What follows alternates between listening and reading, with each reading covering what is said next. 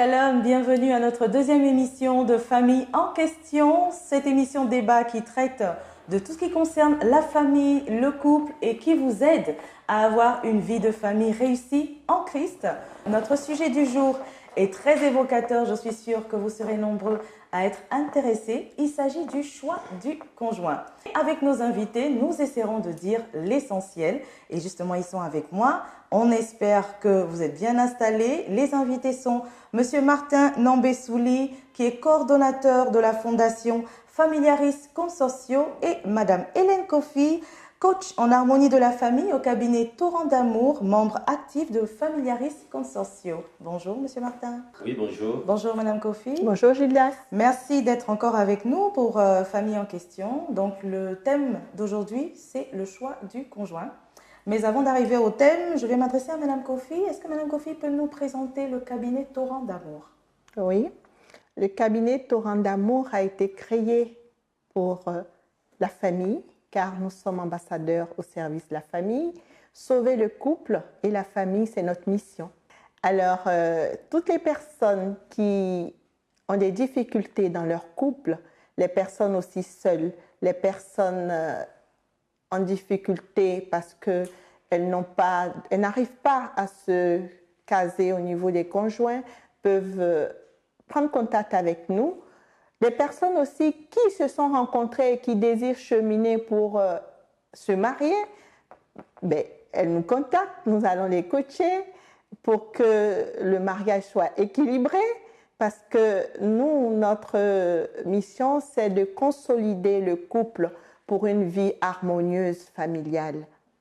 D'accord. Dans la famille en Christ, on se rend compte que le choix du conjoint est vraiment prédominant dans la mesure où choisir son conjoint, c'est choisir sa destinée, monsieur Martin. Exactement. Oui, c'est pour toute une vie. Exactement. C'est pour la gloire de Dieu, c'est pour le salut des hommes, donc c'est une affaire sérieuse. Donc il faut prendre du temps. Et il faut vraiment le faire avec le discernement. Oui. Alors, est-ce qu'il y a des étapes particulières pour pouvoir choisir son conjoint? Ah, je crois bien. À l'autre émission, on parlait du choix préférentiel qui est le Seigneur. Exactement. Il faut toujours revenir à Christ. Tant qu'on n'a pas choisi et donné sa vie à Christ, tout le reste peut être faussé. Donc ça, c'est la base. Oui, ça c'est important. Puisque c'est lui qui donne sens à notre existence. C'est lui qui sait qui est compatible. Peut-être qu'on parlera de compatibilité. C'est lui qui nous connaît, qui connaît notre partenaire et qui sait à quoi nous sommes appelés. On ne prend pas femme ou mari pour faire ce qu'on veut, mais c'est pour faire ce que Dieu veut. Donc c'est important d'être en relation intime avec le Seigneur, avec l'auteur de la vie. Ça c'est important. C'est capital. Et tous ceux qui sont dans le Seigneur, ça ne veut pas dire qu'ils n'auront pas de problème. Ils ont la grâce, la capacité de les surmonter, parce que dans le mariage, on n'est pas deux, on est trois dans le Seigneur. Alors, c'est déjà la base. Il faut déjà faut prendre attache avec le Seigneur avant de faire le choix du conjoint. Qui dit prendre attache avec le Seigneur, ça sous-entend qu'il faut déjà avoir une relation avec le Seigneur. Il faut choisir le Seigneur. C'est lui le premier mari, c'est lui la femme, c'est lui qui est tout. C'est notre tout. Donc, il faut l'avoir avec nous. D'accord. Ensuite, en plus du Seigneur, est-ce qu'il y a des critères spécifiques pour choisir le conjoint? Est-ce qu'il faut forcément être dans un bon environnement? Est-ce qu'il y a une couleur particulière qu'il faut choisir en fonction de notre destinée? Comment ça se passe concrètement? Bien, c'est vrai que Dieu a son mot à dire, mais nous sommes libres. Même Adam, le choix d'Ève, Dieu ne lui a pas imposé quoi que ce soit. C'est Adam qui a vu Ève qui a crié. Voilà. Mais Dieu avait son projet, mais il a créé et puis bon, c'est Adam qui a choisi. Voilà. On ne peut pas accuser Dieu d'avoir imposé qui que ce soit. Dieu n'impose jamais, mais il propose. Et ce serait toujours à l'homme de choisir avec ses critères. Mais celui qui choisit d'abord Dieu va soumettre ses critères au Seigneur. On n'épouse pas des anges et des saints. Non, le Seigneur permettra qu'on choisisse quelqu'un qui n'est pas saint, qui n'est pas un ange, mais qui est compatible, avec qui on peut marcher toute la vie, parce que nous aurons préparé au pardon, à la prière, à la tolérance, à l'acceptation de l'autre tel qu'il est. Bref, le Seigneur nous aura préparé. C'est pour ça qu'il faut un choix préférentiel, qui va nous donner la grâce de supporter l'autre, de l'accompagner, de l'aimer, l'amour malgré tout. Bien sûr. Voilà, mais si c'est l'amour à cause d'eux, ou bien bon, avec des conditions, on n'y arrivera pas. Alors, Madame Kofi, on entend souvent certaines personnes dire au départ, ok, c'est la femme ou c'est l'homme qui m'a accompagnée et tout, et à un moment donné de leur vie, quand ils ont une certaine assise, ils disent, bon, c'est pas la femme qui me convient. Ou bien non, c'est pas celui que je devais épouser parce qu'il ne répond pas à la vision de ce que je suis aujourd'hui. Comment est-ce que cela on peut l'interpréter? Est-ce que c'est un choix sans le discernement dès le départ ou alors c'est juste, on va dire, de l'orgueil? Moi, je dirais personnellement, ça n'engage que moi. Tout dépend du départ. Tout dépend du départ. Tout dépend du départ. 3 fois, je le dis parce que si on est passé par les différentes étapes, hein, il ne peut pas avoir ce problème-là. Parce qu'on a été des amis, on a été des frères, on a partagé tout ensemble et puis on a décidé de vivre ensemble pour la vie. Et parce qu'aujourd'hui, on a gagné beaucoup de sous. Ce n'est pas une raison de dire il y a un problème, celle-là, elle ne me convient pas. Non, c'est faux. Parce que tu as vu tout ça, tu as constaté, tu as observé, tu as discerné et vous avez décidé de faire chemin ensemble.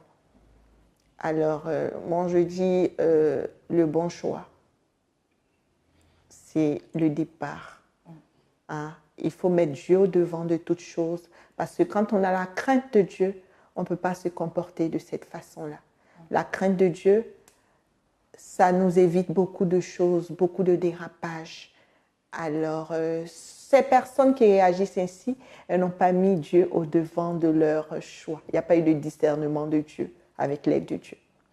Alors, je rappelle que les 5 étapes dont vous avez parlé tout à l'heure sont les étapes pour lesquelles nous avons eu la première émission, les 5 étapes pour une relation solide, relation amoureuse solide en vue de mariage. Donc, elle rentre en ligne de compte dans le choix du conjoint. Oui. Monsieur Martin, vous... Oui, je voudrais ajouter à ce qu'il vient de dire, il peut y avoir plusieurs causes. Peut-être qu'on peut avoir fait un bon discernement avec le Seigneur, avec l'autre. Mais imaginez quelqu'un qui devient milliardaire. Il n'a plus de temps pour prier. Pourtant, il avait choisi le Seigneur avec toute son âme, avec tout son cœur. Mais maintenant qu'il n'a plus de temps pour prier. Il est dans le milieu haut de gamme. Bref, petit à petit, il s'éloigne du Seigneur. Il va s'éloigner aussi de son partenaire ou de sa partenaire. Donc, il y a déjà ça, la relation avec Dieu est coupée. L'argent a pris le cœur. Bien sûr, on rencontre d'autres amis. On rencontre d'autres personnalités qui nous transforment. Le milieu change l'homme. Ça aussi, c'est une cause. Ça peut être aussi la cause du partenaire. Soit de la femme ou de l'homme qui ne prie plus, par exemple. Qui pense que tout est gagné. Qui ne s'améliore pas, qui n'avance pas.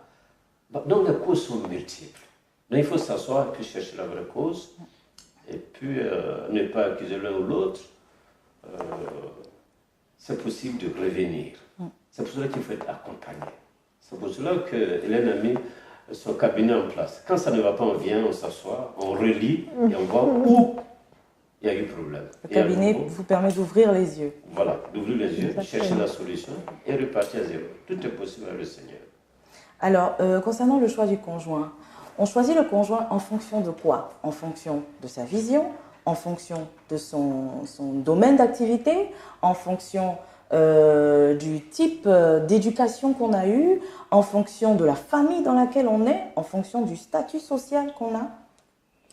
Bien. Moi, je crois que le choix, d'abord le choix du Seigneur. Et le Seigneur nous créant a un projet pour nous. Il ne nous a pas déposé la terre pour rien. Dieu a une vision pour nous. Et il faut s'arranger dans cette vision. Parce qu'il y a plusieurs appels. La première vocation, c'est l'appel à l'amour et à la sainteté. Tout le monde est appelé à ça. Le deuxième appel, c'est l'état de vie. Soit le célibat, soit le mariage.